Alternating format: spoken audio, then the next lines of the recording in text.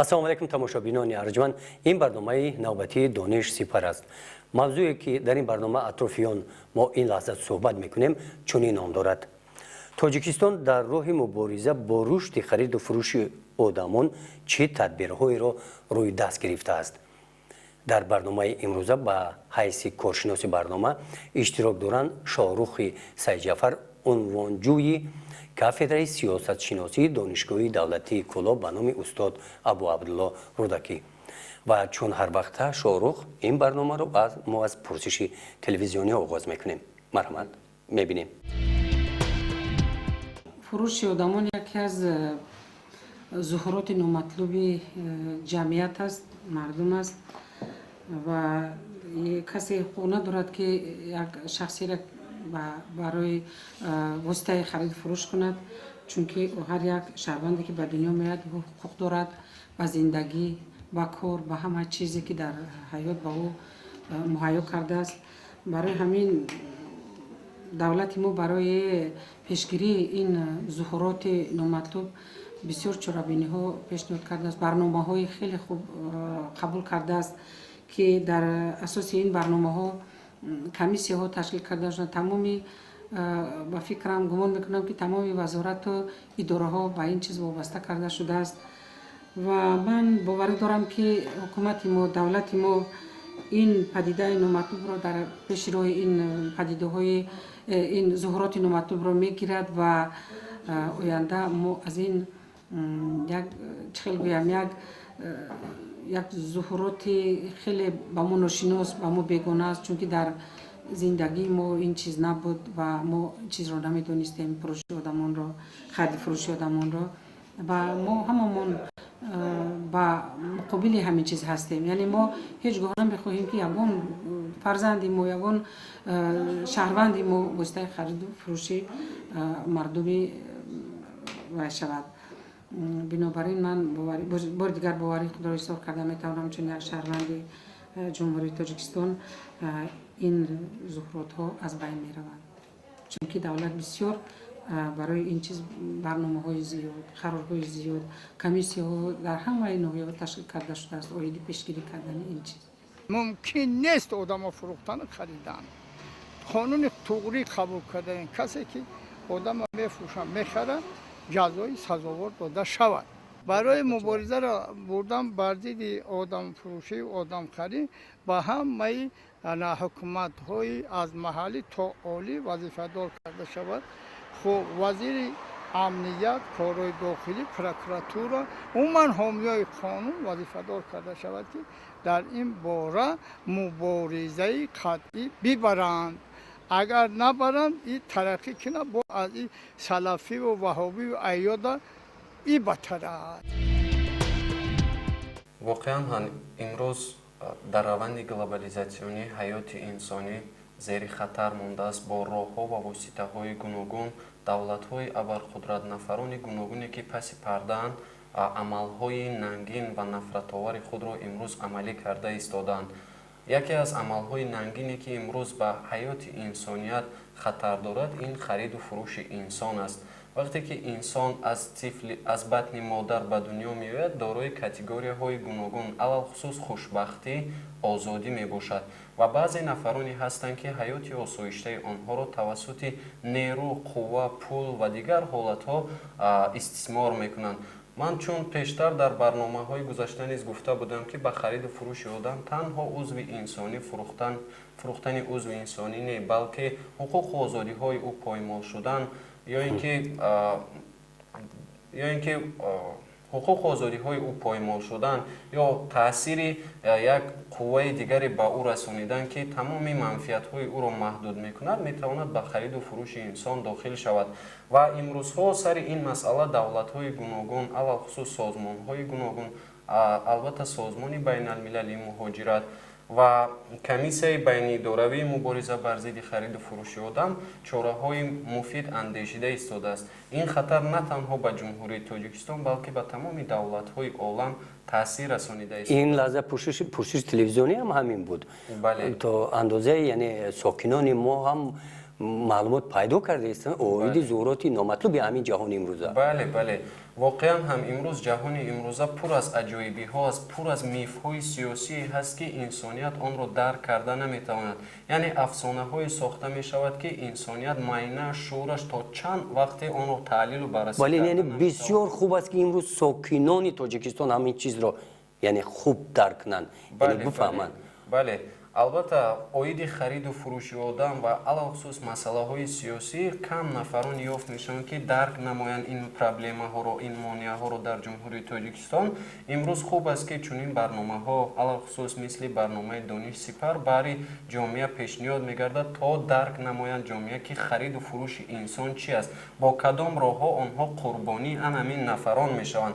و در جمهوری تاجیکستان من خیلی که در بالا قید کردم با دستگیری سازمان بین المللی مهاجرت و کمیسیون بین اداروی مبارزه بر ضد خرید و فروش آدم با اشتراک دولت‌های گوناگون عالم علاخصوص دولت‌های آسیای میانه، افغانستان، دولت امارات عرب اشتراک نمودند سر این مسئله، یعنی مسئله خرید و فروش آدم.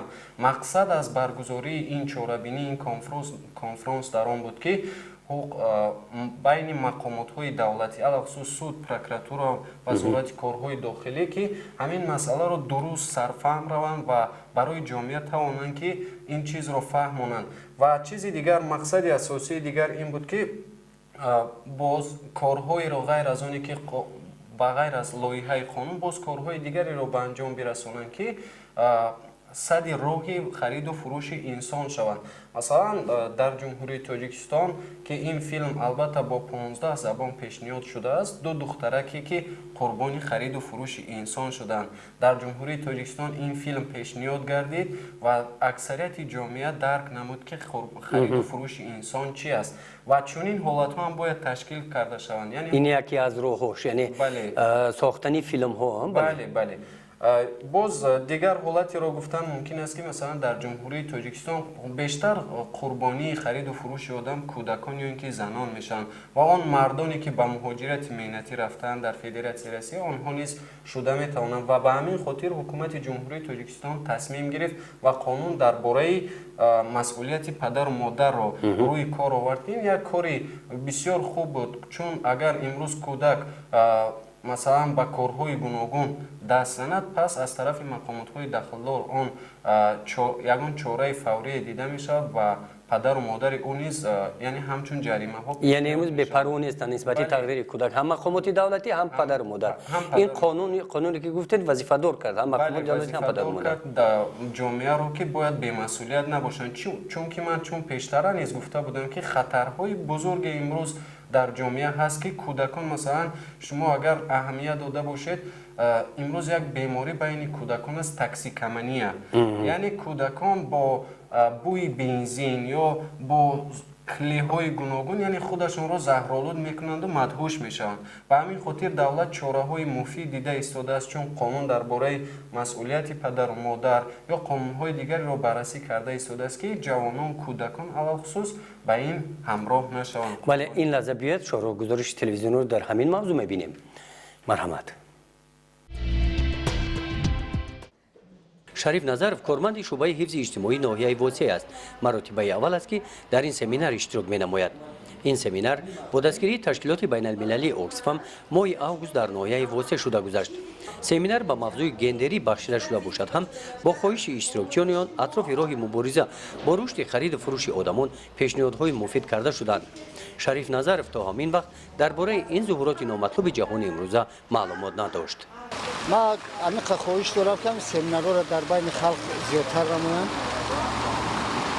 جامعه بینی زیاد می شود، مهر و محبت با زندگی با چیز زیاد می شود. در سمینار راه‌های پیشگیری نابرابری گندری، پیشگیری خرید فروش آدمان فهمانیده شد. در این خصوص صحنه‌چه‌ها نمایش داده شدند. برای بلند برداشتن سویه دانش حقوقی اشتراکیان درباره سندهای معیاری حقوقی بین المللی که در این سمت قبول شدند و موادها از قانونگذاری‌های تاجیکستان به اشتراکیان موادها تقسیم کرده شدند. تأثیرات بیشتر از همه مهمترش آن بود که در همین جامعه ما، در جمهوری ما، باید خرید و فروش آدم باید خرید فروش ارگان‌های انسانی معلومات‌تر بشیم. خوب میشد که مناطق خیلی سمینارها بیشتر شوند، در بین عامه زیادتر گذرانده شوند تا که همین عامه از همین معلومات‌ها باخبر شوند. در سود ناحیه واسه در سال 2016 با جنایت خرید و فروش آدم کار جنایی بررسی نشده است. خرید و فروش آدم ظاهرات نامطلوب جهانی امروزه است. دلیر خالق مرادزاده رئیس سود ناحیه واسه این ظاهرات نامطلوب جهانی امروزه را چنین شرح می‌دهد. مبارزه بر ضد خرید و فروش آدمان، خرید و فروش نابالغان یعنی ترافیک خیلی که میگویند و عموما مبارزه بر ضد جنایتکاری وظیفه همه مقامات دولتی و هر یک شخص و هر یک فرد است. زیادتر در این سمت البته وظیفه دارند مقامات دولتی یعنی مقامات حفظ حقوق، سودها که خودی ما نیز در نقشه های کاریمون که هر نیم ساله ترتیب میدهیم البته تشویق و ترغیب و فهماندن همین حالت و با مقصد پیشگیری کردن جنایت در یکی از بندهای نقشه کاری ما می باشد. این چنین در این سمت مقامات پروکراتورا، مقامات کارهای داخلی که ناظرات علیحده کار با نابالغان در اونجا دیده می شود. البته همه حقوقشناسان، تشکیلات های جمعیتی و فکر میکنم که همه جامعه مسئول است که بر ضد این جنایت مبارزه برد و با مقصد پیشگیری و آشکار کردن آن با مقامات دولتی همکاری و مساعدت نماید. دلیر خالق مرادزاده میگوید در دوره صاحب استقلالی تاجیکستان وقتی که تاجیکستان با جامعه جهانی همراه گشت در راه مبارزه با رشد خرید و فروش آدمان تدبیرهای نو به نو روی کار آمدند. در کدکس جنایی وارد نمودن تغییرات ها از این تدبیرها می باشند.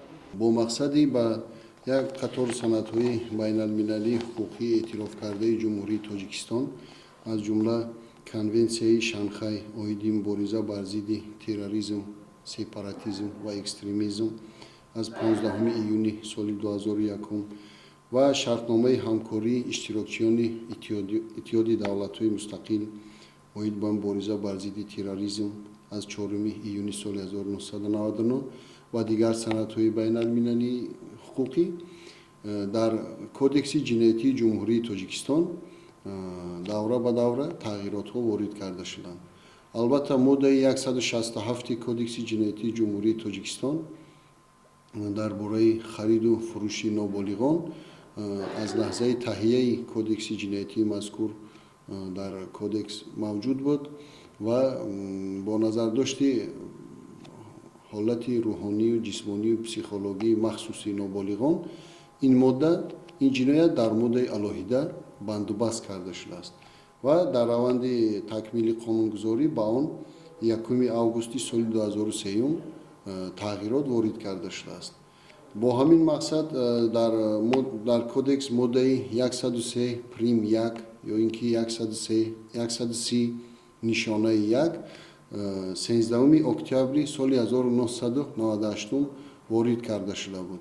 من بعد با مقصد تکمیل روند قانونگذاری 5 ژانویه سال 2008 با ماده 130 پریم 1 کدکس جنایتی جمهوری تاجیکستان که جوابگری جنایتی را برای خرید و فروش آدمان مقرر میکند تغییرات های داخلدار وارد کرده شده بودند.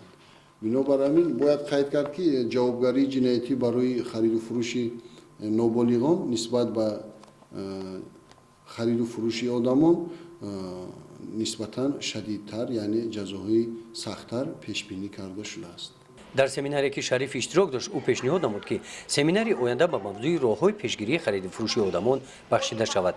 تکلیف شریف قبول کرده شد.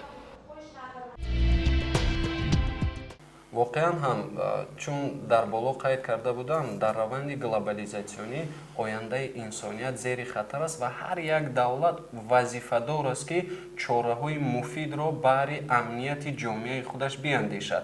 масалан имрӯз дар ҷумҳурии тоҷикистон як чизи дигарро бояд гӯям ки дар раванди глобализатсионӣ ояндаи давлатҳои миллӣ зери хатар мемонад. Яъне давлатҳои миллие ки рӯ ба инкишоф ҳастанд, рӯ ба тараққӣ ҳастанд, давлатҳои абарқудрат онҳоро истисмор мекунанд. Аз ҷиҳати рӯҳонӣ бошад, фарҳангӣ бошад, иқтисодӣ бошад, дигар ҳолатҳоро ба миён меоранд ки чун давлатҳои рӯ ба инкишофро пахш намоянд ва манфиатҳои худашонро дар ин минтақаҳо соҳиб шаванд. Ба ҳамин хотир дар ҷумҳурии тоҷикистон низ яке аз узви ҷомеаи ҷаҳонӣ дар ин ҳолат бетараф буда наметавонад ва лоиҳаҳои қонунҳои гуногунро қабул кард нисбати хариду фурӯши инсон.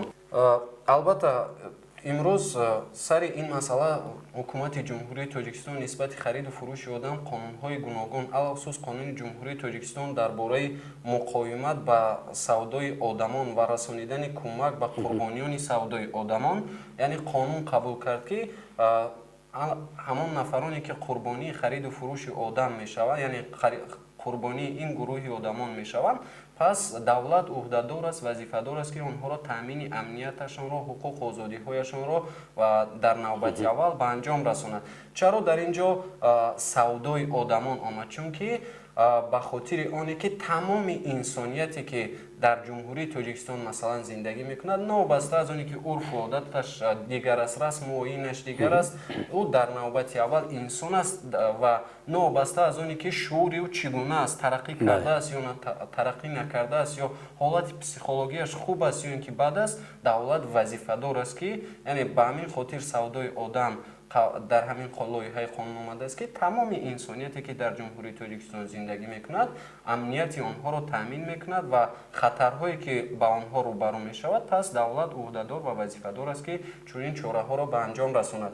Мо ба хотири оне ки давлати мо ҳамчун узви ҷомеаи ҷаҳонӣ аст, ба узви созмони милали муттаҳид аст, дар конвенсияи мубориза бар зидди хариду фурӯши одам ки имрӯз дар ҷомеаи ҷаҳонӣ фаъолият мекунад ҳамроҳ шудааст. Яъне хариду фурӯши инсон ё ин ки ба ғуломӣ гирифтан ба инҳо ҳамроҳ шудааст ва меъёрҳои байналмилалиро ки ҷумҳурии тоҷикистон қабул кардааст, пас ҳамчун як узви ин конвенсия метавонад ки ҳуқуқу озодиҳои худашро на танҳо дар дохили тоҷикистон, балки берун аз он низ вобаста ба ҳамон принсипҳое ки дар ин конвенсия аст таъмин намояд. ҳатто ҳамон шаҳрвандоне ки аз тоҷикистон ҳасту берун аз хориҷ метавонад бале, яъне ки қурбонии инҳо мешаванд. Масалан имрӯз дар Федератсияи Россия муҳоҷират дар мо хеле зиёд аст ва вобаста ба ин масъала чандин суҳбатҳо кардем ки агар ҳуҷҷатҳояшон расмӣ бошад, пас сафоратхонаҳо ё ин ки ин конвенсия ба ин конвенсия метавонанд ки муроҷиат кунанд, пас ҳуқуқу озодиҳои худашонро соҳиб шаванд. Мувофиқи таҳлили оммории Созмони Милали Муттаҳид, нафаре ки ба хариду фурӯши инсон сару кор дорад, дар як сол $30 миллиард анамон нафари қаллоб ба даст меорад. Шумо тасаввур кунед, баъд аз маводи мухаддир, гардиши силоҳ, имрӯз хариду фурӯши инсон дар ҷои сеюм аз ҷиҳати манфиат меистад.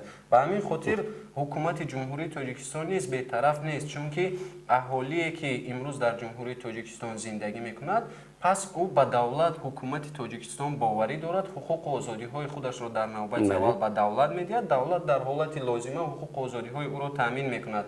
Бо қарори ҳукумати ҷумҳурии тоҷикистон аз 3 марти соли 2007 таҳти рақами 100 бо пешниҳоди яъне ҳукумати ҷумҳурии тоҷикистон марказҳои бояд ташкил карда шаванд дар ҷумҳурии тоҷикистон ки анамин нафароне ки қурбонии хариду фурӯши одам мешаванд, бигзор онҳо рафта дар он ҷо ҳуқуқу озодиҳояшон ё ёриҳое ки ин марказҳо дар куҷо ташкил мешавад? Дар назди мақомотҳо? Бале, дар ҷумҳурии тоҷикистон, дар тамоми минтақаҳои ҷумҳурии тоҷикистон бояд ташкил карда шавад ва бахши муҳоҷират метавонад ба сифати ҳамин марказ хизмат кунад? албатта як шохааш метавонад шуда, чунки ҳар як нафаре ки муҳоҷират меравад рафта дар он ҷо анамон тарзи расмият ҳуҷҷатгузории худро ки агар хуб ба роҳ монад, пас дар Федератсияи Россия ё ки дар куҷое ки муҳоҷир бошад наметавонад ки як нафари дигаре, яъне як нафари ғайри як нафари корфармо ӯро истисмор кунад, ҳуқуқу озодиҳои ӯро поймол. назди мақомотҳои иҷроия ман медонам комиссияи махсус ташкил шудааст оид ба مثال مبارزه بر ضد رشد خرید و فروش بله. مردم در همه ناحیه ها همین کمیسیه هست. بله در نوبت یک معاون رئیس ناحیه رئیس کمیسیه هست. بله باید همین چیز هم هست، ولی نمیدونم از کدام سبب باشد که فعالیت اونها خیلی ضعیف است. چون که اگر فعالیت اونها ثمره‌ناک باشد پس جامعه باید آگاه باشد. امروز اکثریت جامعه از خرید و فروش انسان نمیدونه، چیزی رو درک نمیکند و نمیفهمد که خرید و فروش آدم چی است.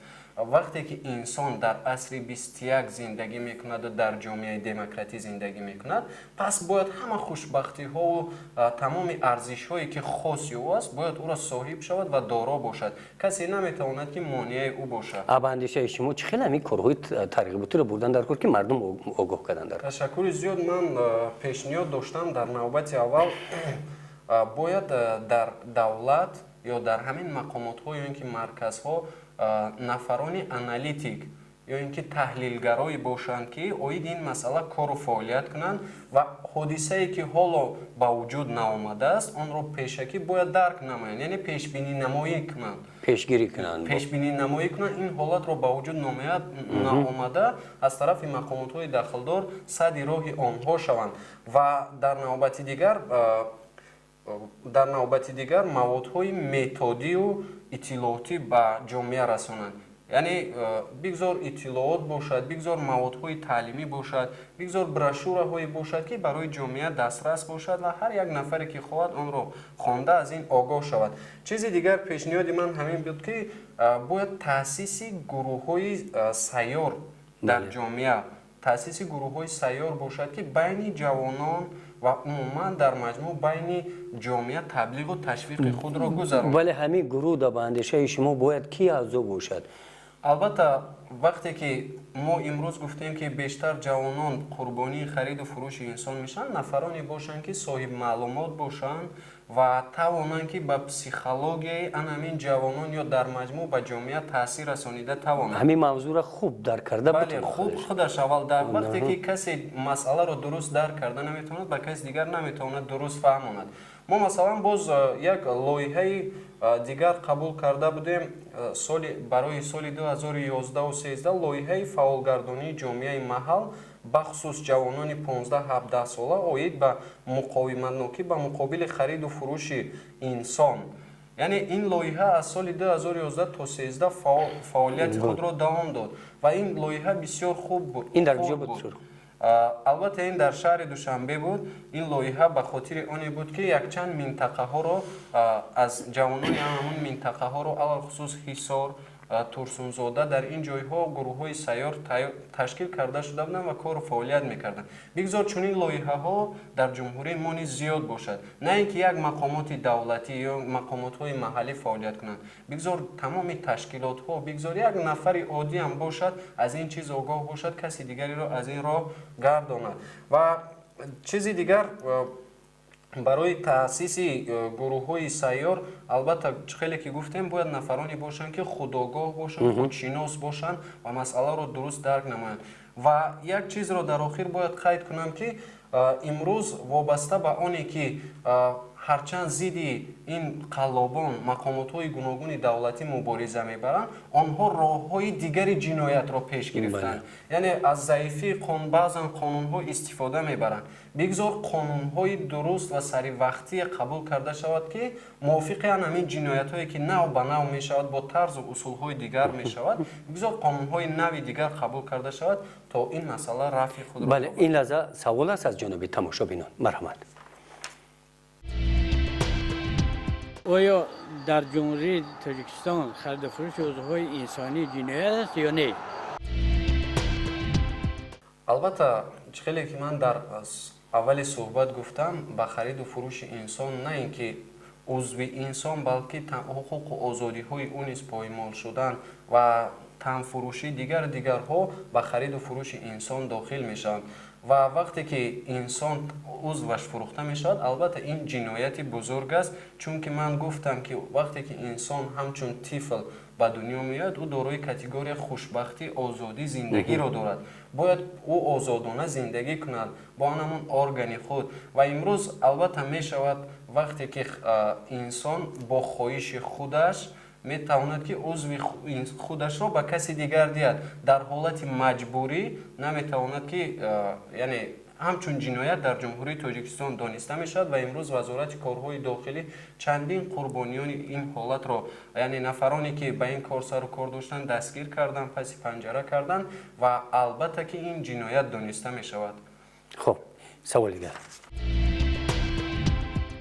شخصی که قربانی خرید و فروش آدم میگردد چی حقوق دارد؟ албатта ҳар як нафаре ки қурбонии хариду фурӯши одам мешавад, чун ман гуфтам қонунҳои зиёде дар ҷумҳурии Тоҷикистон қабул карда шудааст ки метавонанд баъд аз оне ки қурбонии хариду фурӯши анамон гурӯҳи қаллобон мешаванд ба мақомотҳои давлатӣ, ба мақомотҳои алахусус суд, прокуратура ё ин ки вазорати корҳои дохилӣ муроҷиат намоянд, ҳуқуқ доранд ки ҳуқуқу озодиҳои худро дифоъ кунанд. Дар навбати дигар он ҳолате ки ба ӯ зарар оварда шудааст, бигзор зарари молӣ бошад, пулӣ бошад ё намедонам ҷисмонӣ бошад, бигзор аз ҷониби анамон нафаре ки қаллоб аст аз тарафи ӯ яъне бозгардонида мешавад. Метавонад ки он нафаре ки қурбонии хариду фурӯши инсон мешавад талаб намояд ин ҳолатҳоро, яъне чӣ зараре ки дидааст аз он қаллоб метавонад тавассути суд, прокуратура, мақомотҳои дахлдор ҳуқуқу озодиҳои худашро дифоъ намояд.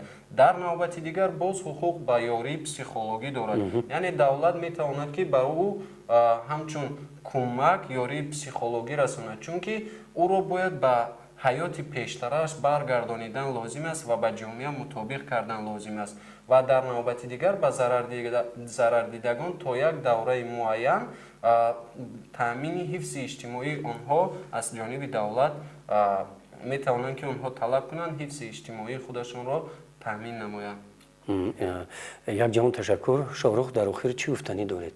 جنبستی برنامه همین موضوع дар охир гуфтаниам ки албатта имрӯз бояд ҳар як нафар дар асри 21 ва дар асри техникаву технология зиндагӣ мекунад. ҳолатҳои гуногуни хариду фурӯши инсон тавассути техникаву технология мешавад. ҷавонони мо ки имрӯз бештар ба техникаву технология сару кор доранд, алахусус интернет сару кор доранд, бояд эмин худашонро нигоҳ доранд, чунки зиндагӣ бебозгашт аст.